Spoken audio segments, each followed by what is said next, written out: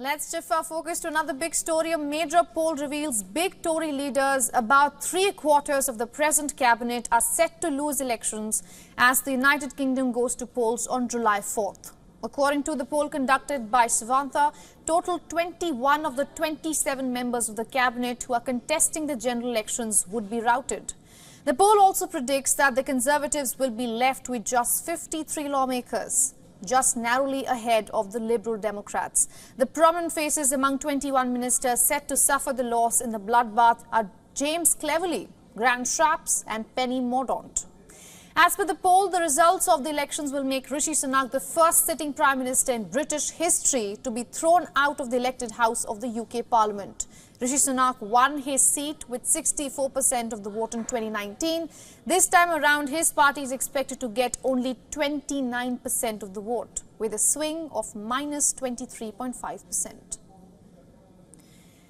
Penny Mordaunt, the Commons leader who represented Portsmouth North since 2010 and was the voice of the Conservatives in the two recent TV debates, is also likely to be defeated, with a heavy swing against her in the elections. The vote swing against veteran Grant Shapps, who served as cabinet member under 4 Tory prime ministers in the last 14 years, is not as high as Sunak and Mordaunt. But he is also set for axe in the expected Labour landslide. Tory stalwart James Cleverly is standing at the election from one of the safest seats in the Tory heartlands of Essex. But the Savanta poll suggests that he too will fall prey to votes gained by the Reform UK. Likewise, previous Home Secretary Suella Braverman, who was also tipped to run for the leadership post-election, is set to face massive vote swing against her. Meanwhile, 2 other MRP polling analyses were published on the same day, and the Tories were put on 108 MPs by YouGov and 155 by More in Common.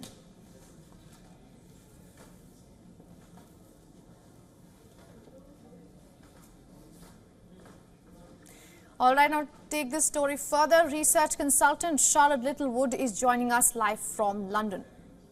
Miss Littlewood, thank you so much for joining us here on WION. Good to see you. I hope you're doing well. I have to ask you, poll after poll, they keep suggesting that the Tories are staring at a massive defeat in the upcoming elections in the UK. I have to ask you, where did they go so wrong? I think actually it's pretty incredible. We might be seeing the biggest win for any party since the war. There's some polls actually predicting that Labour will win by 425 seats. So that really is incredible. Now, obviously relying on polls as an exact science, as you just said, there are polls saying different things, and they will do that and they won't get it right. But they are a good indication of the climate and the feel of the people in the UK at the moment. And I think the feeling with the Conservative Party is absolute apathy and distrust. You know, the way that COVID was handled, Boris was seen to have parties during a time where we were not supposed to be moving from household to household and having large gatherings. There's been promises to tackle illegal immigration. Some have felt that that has been callous and against asylum seekers, and others have felt that it was needed and they actually haven't delivered. And there have been plenty more examples of where trust has been sorely broken. And then simple things. You may think it's simple, but for a lot of people it was deeply poignant. Rishi Sunak not going and staying for the full D-Day celebrations and leaving before the veterans actually left that day. And we had veterans saying that it was a great shame on Britain and that Rishi Sunak had brought shame to the country. Things like this have really stung the Conservative Party, and we're having people voting not for the parties that they want to see in, but for any party that, as the slogan is going, will get the Tories out.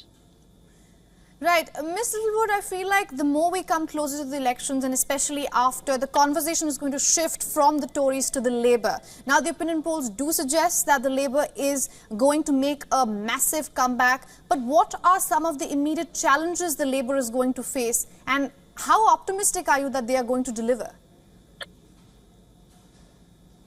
So the Labour Party will have to come to reality very quickly. It has been in a situation in which it's fallen flat bow to identity politics and religious communal persuasions for certain vote blocks that Labour relies on.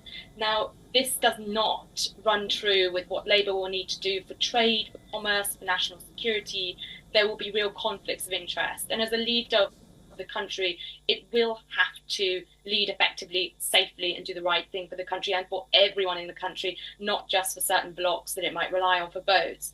So it will not be able to behave in some of the ways it has to get these votes if it comes into power. And I trust that it won't. It would be an impossibility. But there are obviously worrying patterns with Labour. We saw in the Corbyn era, which is not now, Keir Starmer is not the Corbyn era, but in the Corbyn era we saw Jeremy Corbyn getting involved with issues around Kashmir, for example, that saw a 30% drop in support for the Labour Party from British Indians. We've seen members of the Labour Party supporting pro-Khalistan and sentiments and Islamists as well. All right, some exciting times, also interesting times for the UK. Thank you so much for joining us, Ms. Littlewood, and getting us all those insights from London. For all the latest news, download the WION app and subscribe to our YouTube channel.